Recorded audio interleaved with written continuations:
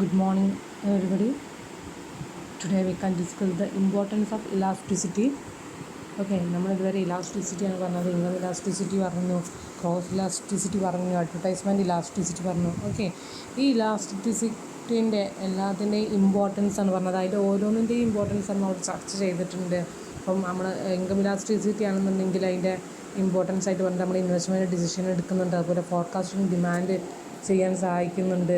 അങ്ങനെ കുറച്ച് പറഞ്ഞിട്ടുണ്ട്, ഇമ്പോർട്ടൻസ് അല്ലെങ്കിൽ അഡ്വാൻറ്റേജസ് പറഞ്ഞിട്ടുണ്ട്. ഓക്കെ, ഇനി കോമൺ ആയിട്ട് എല്ലാത്തിനും കൂടിയും ഒരു ഇമ്പോർട്ടൻസ് അല്ലെങ്കിൽ അഡ്വാൻറ്റേജസ് ആണ് നമ്മൾ പറയുന്നത്. So the concept of elasticity of demand is much in the practical importance. അല്ലേ, നമ്മൾ പറഞ്ഞിട്ടുണ്ട് പ്രാക്ടിക്കൽ നമ്മൾ ബിസിനസ്സിൽ ഡിസിഷൻസ് എടുക്കാനും അതുപോലെ ഗവൺമെൻറ്റിന് പല ഇതും എന്ത് ചെയ്യുന്നുണ്ട്, നമ്മുടെ ഇലാസ്റ്റിസിറ്റി ഹെൽപ്പ് ചെയ്യുന്നുണ്ട് എന്നാണ് പറഞ്ഞിട്ടുള്ളത്. അപ്പോൾ അത് ഏതൊക്കെ പോയിന്റിലാണെന്നാണ് പറയുന്നത്. First one, it help for production ആണ്. ഓക്കെ, ഫസ്റ്റ് കേസ് ഇമ്പോർട്ടൻസ് ഉള്ളത് പ്രൊഡക്ഷനിലാണ്. എങ്ങനെയാണ് പ്രൊഡക്ഷനിൽ ഉള്ളത്? Producers generally decide their production level on the basis of demand for their product. Okay, so എന്ത് elasticity of demand help for fix the level of output. Okay, പ്രൊഡ്യൂസേഴ്സിന് എത്രത്തോളം demand ഉണ്ട് ഒരു പ്രൊഡക്റ്റിന്, അതൊക്കെ ഇലാസ്റ്റിസിറ്റി വെച്ചിട്ട് നമുക്ക് എന്ത് ചെയ്യാം, കാൽക്കുലേറ്റ് ചെയ്യാം. അപ്പോൾ അതിനനുസരിച്ച് നമുക്ക് എന്ത് ചെയ്യാം, ഔട്ട്പുട്ട് പ്രൊഡ്യൂസ് ചെയ്യാൻ സഹായിക്കും എന്നാണ് പറഞ്ഞിട്ടുള്ളത് പ്രൊഡക്ഷൻ്റെ കേസിൽ. ഓക്കെ, രണ്ടാമത്തെ കേസ് പറഞ്ഞത് പ്രൈസ് ഫിക്സേഷനാണ്. Okay, each seller and under monopoly and imperfect competition has to taken in account the elasticity of demand while fixing the price. Okay, if the demand for the product is inelastic, he can fix a higher price. Okay, ഇവിടെ പറഞ്ഞിട്ടുള്ളത് ഫേംസിന് elastic demand നോക്കിയിട്ടൊക്കെ elasticity നോക്കിയിട്ട് എന്ത് ചെയ്യാം, ഒരു പ്രൊഡക്റ്റിൻ്റെ വില നിശ്ചയിക്കാൻ സഹായിക്കും എന്നാണ് പറഞ്ഞിട്ടുള്ളത്. ഓക്കെ, ഇനി പറഞ്ഞിട്ടുള്ളത് മൂന്നാമത്തെ ഇമ്പോർട്ടൻസ് ആയിട്ട് പറഞ്ഞിട്ടുള്ളത് ഡിസ്ട്രിബ്യൂഷനാണ്. Okay, elasticity help for the determination reward for the factors of production. For example, if the demand for labour is inelastic, trade union can raise the wages. Okay, ഡിസ്ട്രിബ്യൂഷൻ്റെ കേസിൽ പറഞ്ഞിട്ടുള്ളത് എംപ്ലോയീസിൻ്റെ വേജ്, ഒരു എക്സാമ്പിളായിട്ട് പറഞ്ഞിട്ടുള്ള എംപ്ലോയീസിൻ്റെ വേജസിലാണ്. ഓക്കെ, ഈ elasticity പഠിക്കുമ്പോൾ എംപ്ലോയീസിൻ്റെ wages കുറവാണെന്നുണ്ടെങ്കിൽ trade യൂണിയൻസൊക്കെ അവിടെ issues ഉണ്ടാക്കും. അപ്പോൾ അതിനനുസരിച്ച് അവർക്ക് എന്ത് ചെയ്യാം, അവരുടെ ലേബർ വേജ് കൂട്ടാനൊക്കെ സഹായിക്കുന്നതാണ് പറയുന്നത്. ദെൻ അടുത്തത് ഇൻ്റർനാഷണൽ ട്രേഡാണ്. This concept is help for finding the out of the terms of trade between two countries. അല്ലേ, ഇൻ്റർനാഷണൽ ട്രേഡ് എന്ന് പറഞ്ഞിട്ടുണ്ടെങ്കിൽ എന്താണ്, രണ്ടോ അതിലധികമോ കൺട്രീസ് അല്ലെങ്കിൽ രാജ്യങ്ങൾ തമ്മിൽ വ്യവസായങ്ങൾ നടത്തുന്ന അല്ലെങ്കിൽ വ്യാപാരങ്ങൾ നടത്തുന്നതിനെയാണ് നമ്മൾ എന്ത് പറയുന്നത്, ഇൻ്റർനാഷണൽ ട്രേഡ് എന്ന് പറഞ്ഞിട്ടുള്ളത്. അല്ലേ, so the trade off terms of trade means rate at which domestic commodities exchange for the foreign commodities. Okay, ഇവിടെ ഇൻ്റർനാഷണൽ ട്രേഡിന് ഇലാസ്റ്റിക് ഡിമാൻഡ് നോക്കിയിട്ട് എന്ത് ചെയ്യുന്നുണ്ട്, ഹെൽപ്പ് ചെയ്യുന്നുണ്ട് എന്നാണ് പറഞ്ഞിട്ടുള്ളത്. ദെൻ അടുത്ത കേസ് പബ്ലിക് ഫിനാൻസ്. ഇതൊക്കെ ഓരോന്ന് നിങ്ങൾക്ക് വായിച്ചു നോക്കാവുന്നുള്ളൂ കേട്ടോ.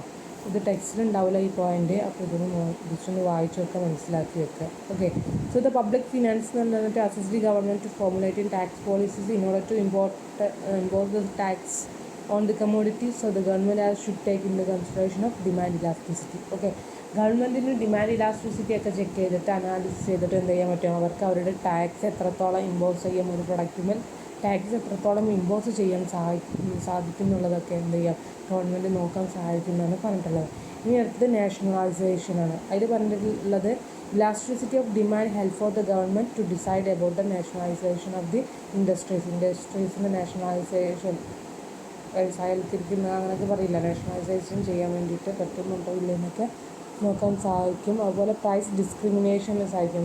Manufacture can fix higher price for the product which has a inelastic demand and lower price for the product which is a elastic demand. Inelastic demand ഉള്ള കേസിൽ എന്ത് ചെയ്യാൻ പറ്റും, ഹയർ പ്രൈസ് എന്ത് ചെയ്യാൻ പറ്റും, ചാർജ് ചെയ്യാൻ പറ്റും.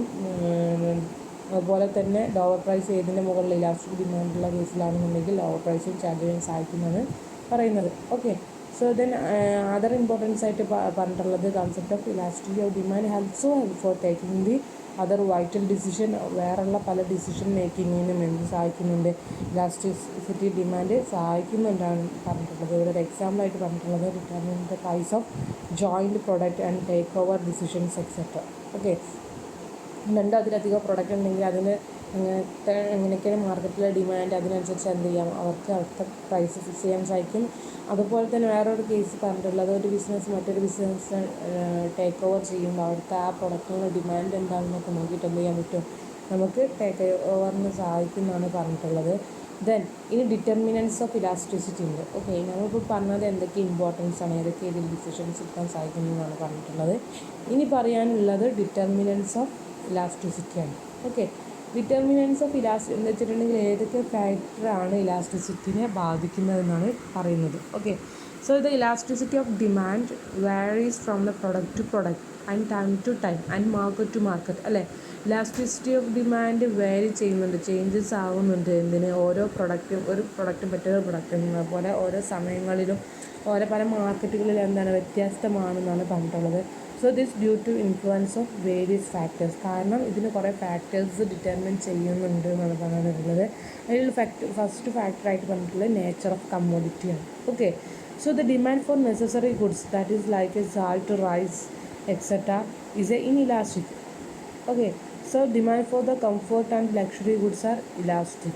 ഓക്കെ, നേച്ചർ ഓഫ് കമ്മോഡിറ്റി അനുസരിച്ച് ഇലാസ്റ്റിസിറ്റി ഓഫ് ഡിമാൻഡിൽ ചേഞ്ചസ് ഉണ്ടാവും എന്നാണ് പറഞ്ഞിട്ടുള്ളത്. നോർമൽ ഗുഡ്സ് ആണെന്നുണ്ടെങ്കിൽ അല്ലെങ്കിൽ നെസസറി ഗുഡ്സ് ആണെന്നുണ്ടെങ്കിൽ അതിന് എന്ത് ഇലാസ്റ്റിക്കാണ്? ഇൻഇലാസ്റ്റിക് ആയിരിക്കും. എന്നാൽ ലക്ഷറി ഗുഡ്സ്, ആഡംബരമായിട്ടുള്ള കാര്യങ്ങൾക്കുള്ള ഡിമാൻഡ് അല്ലെങ്കിൽ അതിനുള്ള ഇലാസ്റ്റിക് എന്ന് പറഞ്ഞിട്ടുണ്ടെങ്കിൽ എന്തായിരുന്നു? ഇലാസ്റ്റിക് ഡിമാൻഡാണ്. Okay, then availability and rate of സബ്സ്റ്റിറ്റ്യൂഷൻ്റെ അവൈലബിലിറ്റി അനുസരിച്ച് എന്തെങ്കിലും ഇലാസ്റ്റിസിറ്റിയിൽ വ്യത്യാസം ഉണ്ടാവും. അവിടെ പറയുന്നത് a commodity against which a lot of substitutes are available, the demand for it is elastic. കുറേ സബ്സ്റ്റിറ്റ്യൂഷൻസ് അവൈലബിൾ ആണെന്നുണ്ടെങ്കിൽ അവിടുത്തെ ഡിമാൻഡ് ഇലാസ്റ്റിക് ആയിരിക്കും. But the goods which have no substitutes demand for elastic. Okay, ഒരു പ്രൊഡക്റ്റിന് substitute ഇല്ല എന്നുണ്ടെങ്കിൽ എന്തായിരിക്കും അതിന് ഡിമാൻഡ്, അല്ലെങ്കിൽ അതിൻ്റെ ഡിമാൻഡ് പറഞ്ഞിട്ടുണ്ടെങ്കിൽ ഇലാസ്റ്റിക് ആയിരിക്കും. Okay, then extend and variety of ഗുഡ്സിൻ്റെ കേസിൽ പറയുകയാണെങ്കിൽ a commodity have a variety of users and complementary or comparatively elastic demand. That for demand for steel, എക്സാമ്പിളായിട്ട് വന്നിട്ടുള്ളത് demand for steel and electricity. Okay, എന്ന് വെച്ചിട്ടുണ്ടെങ്കിൽ ഒരു പ്രൊഡക്റ്റിന് മോർ ദാൻ വൺ യൂസ് ആണെന്നുണ്ടെങ്കിൽ അതിൻ്റെ ഡിമാൻഡ് അതിനെ ഡിറ്റർമിൻ ചെയ്യുമെന്നാണ് പറഞ്ഞിട്ടുള്ളത്. അതിൻ്റെ ഡിമാൻഡ് ഇലാസ്റ്റിക് ഡിമാൻഡ് ആയിരിക്കും. Then postponement or urgency of demand, ആ കേസിൽ പറഞ്ഞിട്ടുള്ളത് if the consumption of commodity can be postpone then it will have A elastic demand. Okay, urgent commodities have A elastic demand. ഇവിടെ അർജൻസിയുടെ കേസിലാണെന്നുണ്ടെങ്കിൽ, urgent commodity ആണെന്നുണ്ടെങ്കിൽ എന്താണ്? Elastic ഡിമാൻഡാണ്. Okay, എന്നാൽ ഒരു പ്രൊഡക്റ്റിൻ്റെ usage postpone ചെയ്യാൻ പറ്റുമെന്നുണ്ടെങ്കിൽ അത് ടൈപ്പ് ഓഫ് കമ്മോഡിറ്റിക്ക് എന്തില്ല ഡിമാൻഡാണ്? ഇലാസ്റ്റിക് ഡിമാൻഡാണ്. ഓക്കെ, ദെൻ ഇൻകം ലെവൽ അടുത്ത ഡിറ്റർമിൻ ചെയ്യുന്ന ഒരു പോയിൻ്റാണ് എന്ത്? Income level. ഓക്കെ, നമ്മളെന്താ ഇലാസ്റ്റിക് ഡിമാൻഡും ഇലാസ്റ്റിക് ഡിമാൻഡൊക്കെ നമ്മൾ പഠിച്ചതാണ്, അവിടെ പിന്നെ ഒന്നും പറയുന്നില്ല. Perfectly elastic demand, perfectly elastic demand എന്നൊക്കെ പറഞ്ഞാൽ നമ്മൾ പഠിച്ചിട്ടുണ്ട് അല്ലേ. എന്നാൽ പെർഫെക്റ്റ്ലി ഇലാസ്റ്റിക് ഡിമാൻഡ് എന്ന് പറഞ്ഞിട്ടുണ്ടെങ്കിൽ the small change in price lead to greater change in the demand അല്ലേ. പ്രൈസിൽ ചെറിയൊരു ചേഞ്ചസ് വരികയാണെന്നുണ്ടെങ്കിൽ എന്താണ്? ഡിമാൻഡിൽ വലിയ മാറ്റം വരിക. ഓക്കെ, നിങ്ങൾ പഠിച്ചിട്ടുള്ളതാണ്, ജസ്റ്റ് ഒന്ന് നോക്കുക. സോ ദ ഇൻകം ലെവലിൻ്റെ കേസിലാണെന്നുണ്ടെങ്കിൽ income level also influence for the elasticity. For example, rich man will not curtail the consumption of quantity of food, milk, etc. even if their price rises, but the poor man will not follow it. അല്ലേ, ക്യാഷുള്ള ആളുകൾക്കാണെന്നുണ്ടെങ്കിൽ പ്രൈസിൻ്റെ വില കൂടുന്നതനുസരിച്ച് അവർക്കത് ഇല്ല, അതിനെ ബാധിക്കില്ല. എന്നാൽ അതൊരു പാവപ്പെട്ടവനാണെന്നുണ്ടെങ്കിൽ എന്ത് ചെയ്യാത്ത അവരെ ബാധിക്കും എന്നാണ് പറഞ്ഞിട്ടുള്ളത്, അവരുടെ കൺസംഷൻ്റെ അല്ലേ. ദെൻ ആറാമത്തെ ഐറ്റമായിട്ട് പറഞ്ഞിട്ടുള്ളത് എന്താണ്? Amount of money spend on the commodity. Okay, where an individual spend only a small proportion of his income on his commodity, the price change does not materially affect the demand for the commodity and the demand is inelastic. Okay, ഇവിടെ amount of spend money on the commodity പറഞ്ഞിട്ടുള്ളത് individual ചെറിയ രംഗത്തിന് ചെറിയൊരു amount മാത്രമാണ് ഒരു പ്രൊഡക്റ്റുമേൽ എന്ത് ചെയ്യുന്നത്? Spend ചെയ്യുന്നതെന്നുണ്ടെങ്കിൽ അങ്ങനത്തെ പ്രൊഡക്റ്റുമേലുള്ള ഡിമാൻഡ് എന്ന് പറഞ്ഞിട്ടുണ്ടെങ്കിൽ ഇലാസ്റ്റിക് ഡിമാൻഡാണ്. Okay, for example match box, സാൾട്ടൊക്കെയാണ് എക്സാമ്പിളായിട്ട് പറഞ്ഞിട്ടുള്ളത്. ദെൻ ഡ്യൂറബിലിറ്റി ഓഫ് കമ്മോഡിറ്റിയുടെ കേസിൽ പറയുകയാണെന്നുണ്ടെങ്കിൽ if the commodity is a durable or repairable at a substantially less amount, that is shoes. For example shoes, the demand for that is elastic. Okay, the demand for is elastic ഡിമാൻഡാണ്.